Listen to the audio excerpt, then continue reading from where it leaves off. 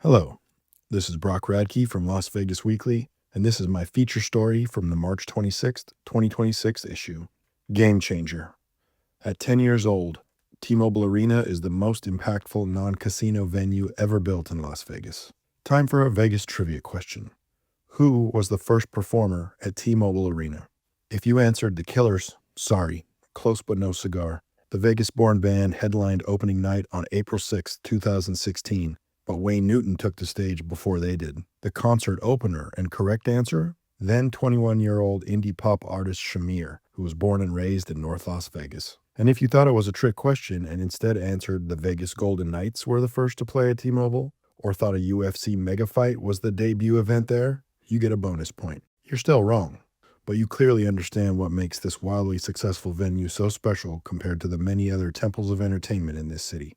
Dan Beckerman, President and CEO of global entertainment house AEG since 2013, made a seemingly hyperbolic statement when T-Mobile Arena opened 10 years ago next month, but it came true. Quote, "We believe that this venue is going to transform the entertainment business in Las Vegas forever." As co-owner and sales agent of the arena, of course AEG was all in, as was the other owner, MGM Resorts International.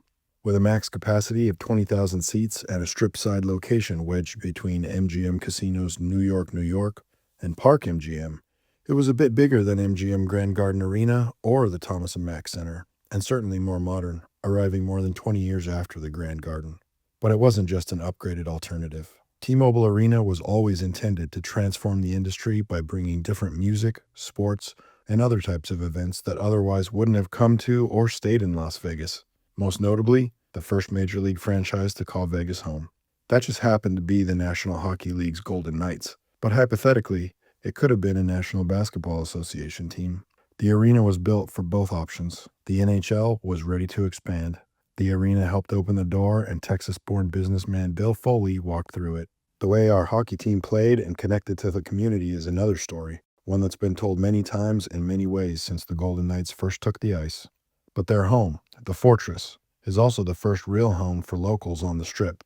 This sports arrival brought at least 41 opportunities every year for Southern Nevadans to come together and support something that felt like ours, and to do it on the relatively small part of Las Vegas that is decidedly not ours.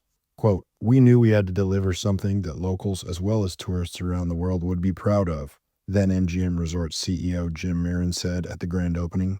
"I can tell you, when you visit this arena tonight and any night, you will say there's no better arena, no better venue in the world." Plenty of VGK fans feel that way, and now that we're a decade in, perhaps we can appreciate how magical it is that an arena single-handedly shifted the old cliche that Las Vegans don't go to the Strip. And the Fortress is only part of the experience at T-Mobile. It is and always has been the home of UFC. Countless big concerts have come through, from Kendrick Lamar to Fleetwood Mac, and it's consistently ranked as one of the top-grossing venues in the world. Yet it's not as busy as other arenas of its size. Quote, "We designed it to be as flexible as possible because we wanted to be not only busy, but have diversity in programming. We never wanted logistics to be an obstacle that keeps us from going between a concert to a hockey game to a UFC event," says Dan Quinn, Senior Vice President of Entertainment and Arena Venue Operations for MGM Resorts.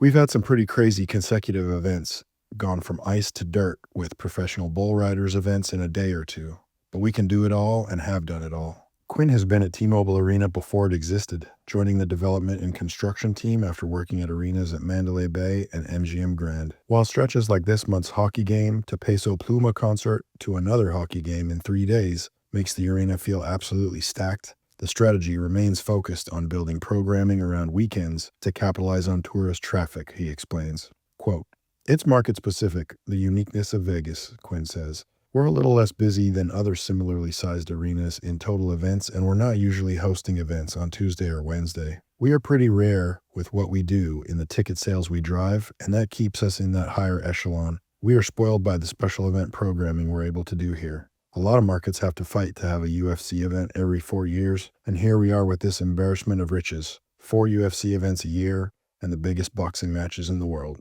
The design of T-Mobile Arena has also been a key to its success, one that's easily overlooked. The exterior low profile blends in behind the towering resorts on the South Strip, and while it sits on a relatively small footprint for a building of its scope and capacity, The feeling inside is one of openness and accessibility. It has only one level of suites with special seating, when other arenas of the same generation have two or three, but scarcity has proven valuable. Quote, other arenas have a lot of corridors and closed spaces. We wanted to keep everything vertical and open because having that kind of space transforms the way you feel in the venue, Quinn says. How many big moments have been had here? Floyd Mayweather Jr. versus Conor McGregor, a historic residency from country legend George Strait, the Vegas Strong Benefit concert in December 2017 featuring Imagine Dragons, The Killers, Boys to Men, Penn and Teller, and lots of tears and hugs. The hard-to-describe feeling of gathering outside in Toshiba Plaza, waiting to watch the Golden Knights play a home game in the Stanley Cup Final in their first season. Even though it's not the biggest or most modern venue in the vicinity of the Strip anymore, no single building has had the same kind of impact on how Las Vegas brings people together. T-Mobile Arena has transcended the previous model of building a bigger, better casino resort to draw visitors to the desert. On the other side of the coin, it also brought about the demise of free casino parking. But that was likely inevitable if you believed Major League sports were always going to land in Las Vegas at some point. The Raiders and the A's felt they needed to also be on the Strip, or as close as possible, once T-Mobile and the Golden Knights served as proof of concept. Maybe in 5 or 8 years we'll be writing that Allegiant Stadium or Sphere is actually the venue that changed everything, but I doubt it. In some ways, the city was overdue for a place that could do all these things. And in other ways, T-Mobile Arena was the perfect solution at the exact right time to help Vegas take the next big step.